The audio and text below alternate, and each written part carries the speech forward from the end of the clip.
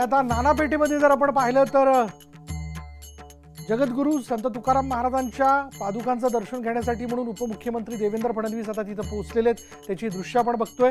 या दृश्यांमध्ये आपण पाहू शकतो की आज दोन्ही पालख्यांचं ते दर्शन घेणार आहेत। पुण्यनगरीमध्ये थोड्या वेळापूर्वी ते पोहोचलेले होते आणि आता ते दर्शन घेत आहेत।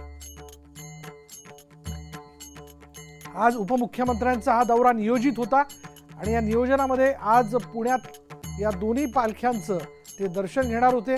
आता ते या क्षणाला पोहोचलेले आहेत नानापेठेमध्ये जगद्गुरू संत तुकाराम महाराजांच्या पालखीचं दर्शन घेण्याकरता। यानंतर ते अर्थात